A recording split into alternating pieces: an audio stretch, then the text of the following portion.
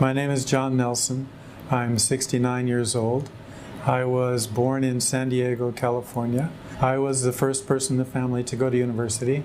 It was the 60s, and so what did I become? A philosophy major, which drove him crazy because he thought, what's the point?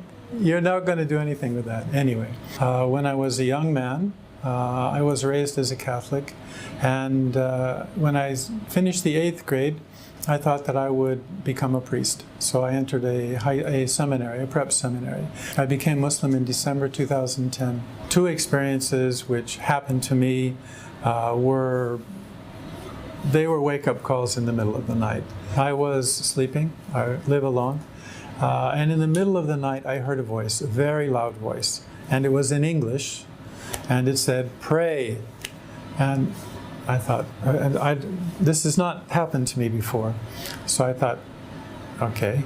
And then in my mind, I just said, I don't know how to pray. And the voice again said, in English, "Pray." And then two thoughts crossed my mind. One of them was, I believe, and the other one was, I submit. Just thoughts. So I closed my eyes and I went back to sleep.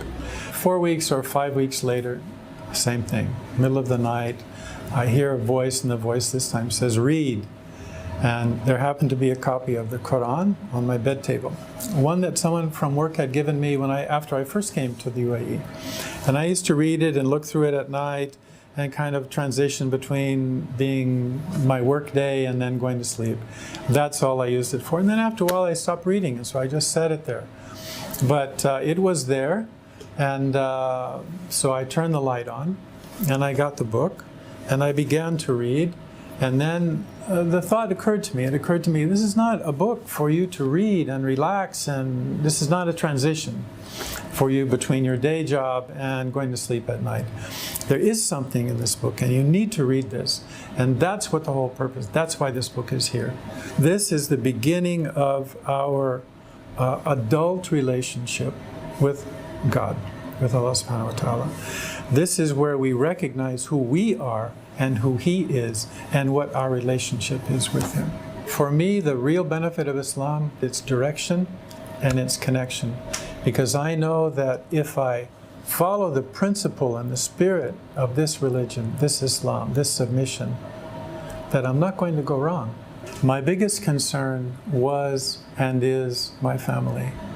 At the time, I was completely wrapped up in this experience. But when I went back home and met my wife, I did not discuss this with her. I was going back home in 3 weeks, so I went and I told her that I'd become Muslim. And if you're married, you can imagine what she said. She said, "You didn't talk to me about this? You didn't talk about this?"